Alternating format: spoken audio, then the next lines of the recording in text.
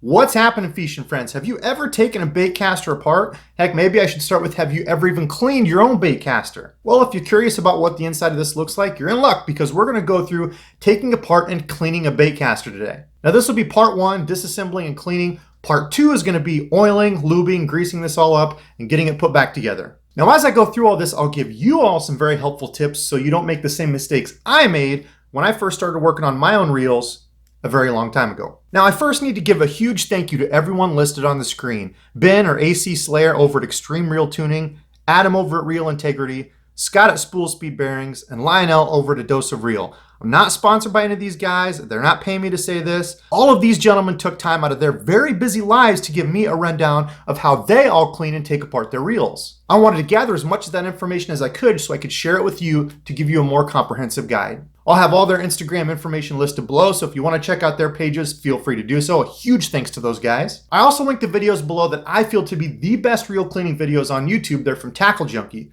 He's got an amazing channel. He's a tackle nerd just like me, but I think he deserves a lot of credit because he has one of the most in-depth, pretty much all the information you need to know on cleaning this. So enough talk, let's get started. First, you'll need to gather a few items. Of course, you'll need to grab first your dirty reel. Some shop towels. This is just a roll of shop towels from the store. I like to lay all my parts out on here. And I clean parts of my reel with this. This is a very non-fibrous cloth, so it's not going to leave a bunch of little pieces and residue all over. You'll want some Q-tips to reach those hard to get places. You'll need a whole lot more than 3. A 10mm wrench to get that handle nut off, and I think 10mm is pretty standard on most reels. An old toothbrush. Of course, if you and your old lady haven't been getting along, you could just use hers. A pair of tweezers. I got these from an eyeglasses kit. I like them because they have a nice sharp little point there so you can grab screws and whatever else you need to. A small Phillips or flathead screwdriver to get all those screws out. One wooden chopstick for removing bearings. A pair of channel lock pliers if you plan on taking the spool bearing off. A vessel to clean all your parts in. This will be filled with warm water and Dawn dish soap. And a degreaser. This is the brake clean. This is a tip that I got from Scott over at Spool Speed. Make sure you get just the degreaser cleaner in the red can. Do not get the green can or the other can that says it has like lithium grease or whatever. Just the cleaner. So first I'm going to talk about the simple cleaning. Now this is not a deep yearly cleaning. This is just something that you should do throughout the year. As you can see, this reel is extremely dirty. It's got a whole bunch of moss and grime on it. This is my frogging reel. And arguably that's probably the dirtiest that my reels get is from throwing in the thick frogging stuff. So every couple weeks throughout the year, I make sure I give my reels an overall cleaning here, just kind of on the outside using Q-tips or the toothbrush to get all this grime and everything off. I'll take the side plate off and the spool out and do the same thing. Make sure these are all clean. Make sure inside my frame there is all clean. There's not a bunch of debris like you can see there is now. All sorts of pieces, vegetation and everything in there. Clean my spool off. If I need to, I can put a little bit of lubricant on there. If I've oiled my bearings, I want to make sure I give just a tiniest drip in there and just make sure I'm keeping them maintained throughout the year. This is going to ensure that your reel is working properly all year and you're getting any debris out of here before it gets a chance to really get in and harm your reel. It's also going to make it a lot easier when you do your overall cleaning at the end of the year. So to start that yearly cleaning, first I take off my side plate and spool. I'm just going to set those aside. I'm not going to need those for some time. First, we're going to need to remove this handle nut cap and the handle nut. This whole part here is going to come off. I'm going to set that aside up here. Use the box into my wrench and remove that handle nut. Set that up here. My handle's going to come off. Next is going to be this star drag. Man, that baby's on there tight. Set that up here. Next will be these two drag spring washers. And as I take these off, you can see when you put them together, they have a convex and a concave side. So you can see here how those sides are pushing together. You want to make sure they're not together like that where they fit together. You always want to make sure when you put these on to put tension on everything that they're facing away from each other like that so they create a gap. Also going to remove the click plate off there. That's what makes your star drag click. Put all those together and set those aside. As you can see, as I'm taking these off, I'm putting them all in order. So when I go back to put all these together, I'm just going to go in the opposite order, put them all back on. Now I'll need to take out all the screws holding the handle side plate on. So you can see there's 3 here, 1, 2, 3, and 1 on the bottom. When I put these over here at the top, I'm going to put these in order just like they would be here, this same kind of shape, so I know which screw goes where because they are different lengths. I'll speed this part up.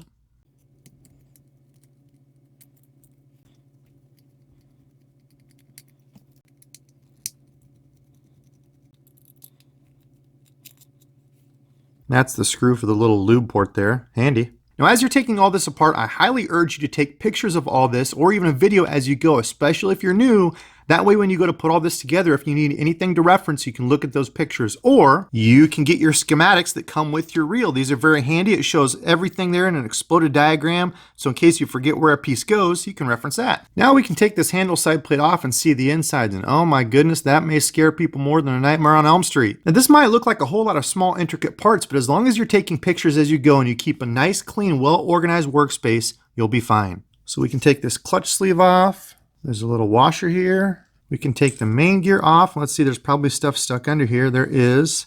So the ratchet's under here as well as the ratchet washer. Just going to put these underneath. We don't want to lose them. We want these all to go in order. So we're going to take our first piece of the drag off, the second piece of the drag off, our main gear, and you can see, man, this has been a year or so since this has been cleaned, and there's definitely some stuff that's got under there. We'll clean all that off. The ratchet washer and the ratchet. Next, we'll remove these two little pinion springs, the pinion yoke and gear. So this is the little yoke that moves up and down. Oh, look at all that dirty, yucky grease, and that's your pinion gear. All this is going to need to be cleaned. That's disgusting. That, folks, is why you want to make sure you clean them every year, not every couple years, since this one got a little neglected. Now, as far as all the parts that fall off and everything, that's it. You've just got to everything that's safe. You can shake this up and down. Nothing's going to fall off here. Now, for a long time, I used to just go right to here. This is all I used to take it apart, and I would clean all this. I'd use the toothbrush, clean all that extra oil and dirt off, and clean that up. So if you don't have the money to take your reel in to be cleaned by a professional, doing at least this much, cleaning your worm gear out, all this that you can do externally, at least if you do this, it will drastically improve your reel's performance and the life of your reel. So if you're somebody new and just starting, you can go just to here, but if you want to keep going and get all this taken off, let's keep going. Now, starting with the thumb bar, if your thumb bar is nice and clean and all this moves up and down really nicely, you don't really need to go into taking all of this off, and it's just more of a headache really than anything. But if you're having issues with the thumb bar where you go to push it down and it sticks, you could have either a broken cam or kicker spring here. These little guys right there, one of those could be broke, or you just might need some more lubrication. Stuff could have got in here and it's just kind of dry and sticking, but this thumb bar is still moving well. I probably wouldn't even do anything to it normally. Clean it up and, put a little lubricant on here, but we're going to take it all off. We'll remove the big screw here that holds the thumb bar on. A little tiny screw here. Get that guy out of there. And the little plate that holds that in. We'll remove all the 3 screws here, 1, 2, 3 in the cam plate. And I'm orienting all these. These 2 smaller screws are above that bigger screw that I took out. These are different sizes, so I'm going to make sure to put those in order that same way when I put them over on my cloth.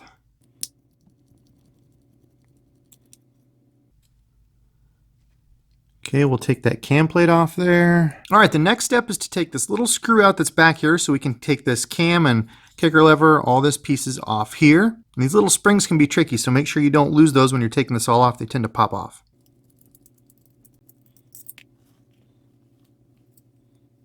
So I know these go together. I'm just going to put that screw back in there. Now, as I was doing that, that's why I say you got to be careful when you turn that around. This first top spring came out. That's to the cam spring. You want to make sure you're very careful when you take this off because this little kicker lever plate spring will want to move too. So very easily pull that out of there. Take your tweezers, pull the top side of that spring out, and this all will come free. So the rest of your cam, kicker lever, and spring. Set those aside. Next is your main shaft. All we have to remove are these 2 screws here, and that'll get us to the little hidden bearing that's underneath there.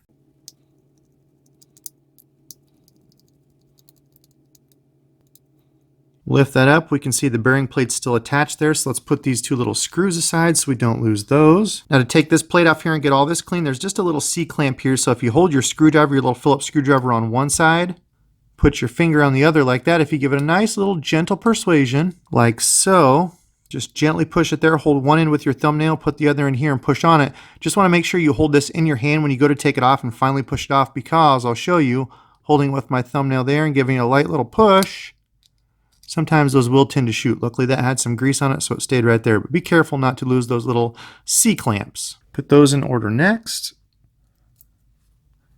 Plate, washers, everything comes off there so I can get all that clean. This is where you can take that chopstick or Q-tip, remove that hidden bearing from there. That'll be set aside because that's going to get cleaned and brake clean. Next, we'll move this over. We need to get the line guide and all that out of there, so we'll start by first taking off the front part of the Baitcaster here with this one little screw. The front plate, I think it's called. Set that screw aside. I know where the front plate glows, so I'll just set that over here. We'll need to get this piece off here to get to the pawl and all that. I don't know if this is finger tight. Oh, it was. I just finger tightened it because it is plastic. I don't want to go too crazy on it, but take that off. This little rod in front's going to come out. You can see that there. Set that aside. I'll need to get my worm gear and this little sheath that's in here. I'm going to have to get it apart here, but first we have to take off another one of those C-clamps. So again, be careful. Hold it with your thumbnail on one side and push gently with a Phillips screwdriver. Again, making sure you don't shoot it halfway across the room like that. You have a little plastic piece here that comes off. Right there. This whole worm gear sheath and everything is going to come out of here. Look at that. Look at how disgusting and dirty and grody that is. Poor real.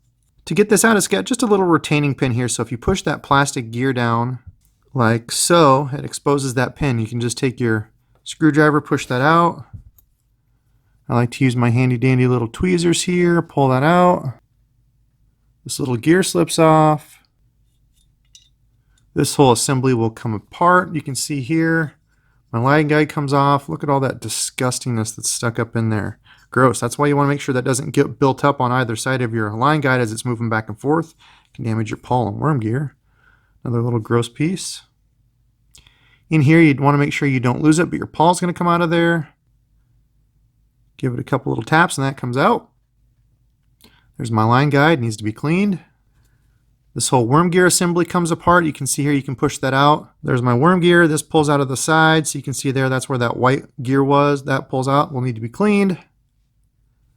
On the other side, you can see here, this luge does have a bearing inside there, so that's one of the bearings they're counting. Take that out, set it aside to be cleaned and oiled.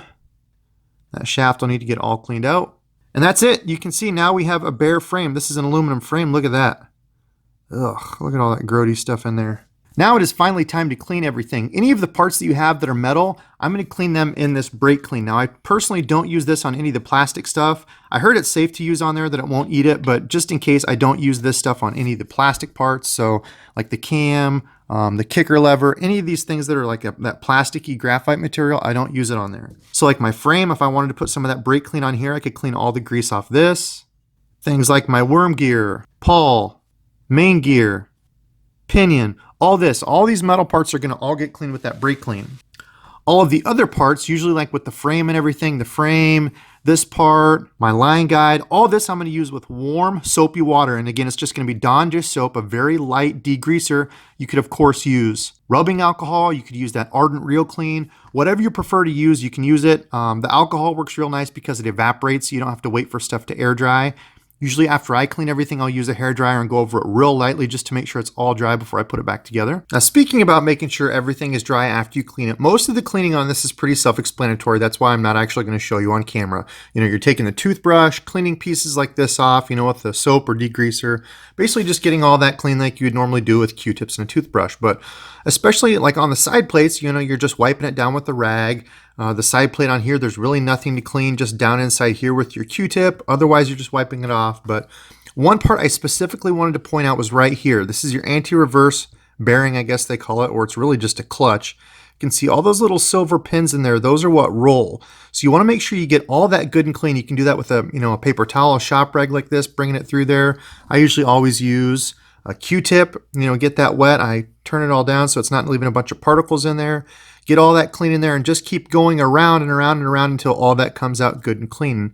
You want to make sure that's good and dry, so especially use your hairdryer in there or use the rubbing alcohol to clean all those little pins, because if you have any residue or dirt in there, that's actually going to hurt your reel. If you've ever had a reel where you bounce it and all of a sudden it lets line out, like your thumb bar's pressed down but you haven't even pressed it, anytime that happens, that's usually an issue with your anti-reverse bearing, and that means you may need a new one, or it just needs to be cleaned out, because if a bunch of oil and grease gets in there, it'll actually stop that from working, and that's when line will come out when you bounce it, or if you're working a jig, line will pop out. So make sure that's good and clean and dry. Now, if you happen to have a reel that's different, a reel that has centrifugal brakes, one thing that you want to make sure you do is when you clean a reel like that, you want to clean all these little brake heads, and they're all going to look different. Some of them might be little white tabs that stick up. Whatever it is, whatever piece that's rubbing on the race or the ring on the inside here, you can see it's rubbing on this brass ring. Make sure you clean that ring. Make sure you clean these little heads as well. Now on here, I don't have to worry about that because this is just a magnetic brake on the loose speed spool, but I'm just gonna wipe all this down, make sure that's all cleaned off. So I didn't wanna go extremely in depth with cleaning because really, like on all these parts, I'm just gonna clean it all. I'm gonna use a toothbrush, get all that stuff cleaned off on all these different parts, and that's all I'm doing. Nothing too crazy. Like this, I would just use a Q-tip, I'd stick that down in there, get all that good and cleaned out, and I can even show you here as I'm doing this. Look at all that gross crud and gunk. Yeah, it definitely needs to be cleaned out. But that's all I'm doing is getting all these nice and clean. Now, when I go to clean the bearings out, it depends on if you want to clean the bearings or not. Now, these are shielded with grease inside there. So the factory bearings that you get, all the bearings are going to have grease in there. Speaking of bearings, we still have to get a couple out. Let's do the one out of the side plate here on the handle side. We have to take our spool tension knob off. As you can see, there's just a little C-clip in there, and that's what's holding this in. So I'm going to grab that with my little tweezers, keeping my hands over it to make sure it doesn't shoot clear across the room. You can see I'm grabbing it right there, pulled it out. Okay, right there. And that bearing pops right out of there. So the bearings, as I was saying, these are all filled with grease from the factory. So when I clean these off, I lay all of them on a paper towel just like this, a shop rag. I take my brake clean and spray them all down, both sides. Spray, spray, let them sit and soak. I'm gonna go out there, I'll put them on my chopstick just like this and turn it. See how that doesn't even turn? Because there's so much grease in there, these don't spin very freely. So you wanna get all these clean, and you can leave them greased like this. I know some people that don't touch them just because they don't wanna worry about it. A lot of other people are going to clean these all out with a degreaser and then put oil in there instead. Up to you on how you do it. The other bearing that we need to get out is right here on the spool side. This happens to have one right there. We're going to get that baby taken out. So if you have a spool pin remover, I would highly suggest using that. I'm just going to use my channel locks here and be very, very, very careful with it.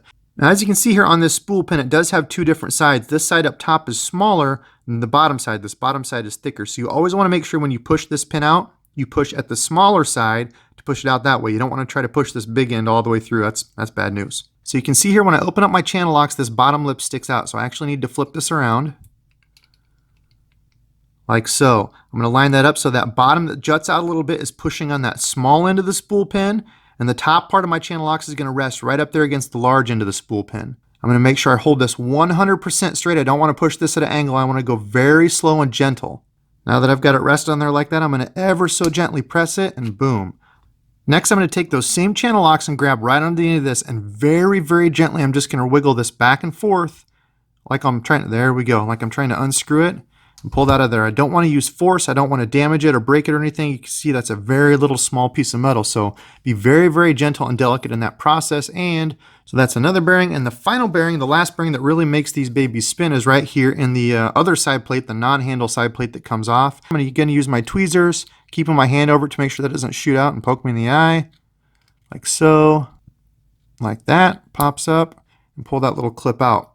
This again is where I'll use that little chopstick, and that bearing comes right out of there, no problem. So all those, I want to make sure I get those all cleaned with some brake clean, get all the grease out of there, and then again, I'm going to re-oil them now. I am actually going to be putting in some spool speed bearings in these. I want to try out some more on this. This is actually my frogging reel, so I want to test that out on here. So that's it for part one. You can see my workstation is still somewhat pretty well organized in the order. I'm going this way, taking them apart, and came this way, so I know exactly where they're going back together. But that'll be part two. So I'm going to get all these cleaned up, get everything, all the pieces cleaned, degreased, wiped off, and ready to go. So let me know if you have any questions about taking your reel apart, getting it all clean. Let me know in the comments below. Hopefully some of the other folks that do this for a living, you know, this is just kind of in my off time I do this. Hopefully they'll comment below and let us know with some helpful tips for our fishing friends. Again, check out the links that I left down in the bottom, all the guys that I talked to about taking reels apart and cleaning them, kind of the things they do, so I can compare and contrast. Also, check out Tackle Junkie's video down in the bottom. So let me get all this done and we'll get back to part two coming up in a couple days. So until next time.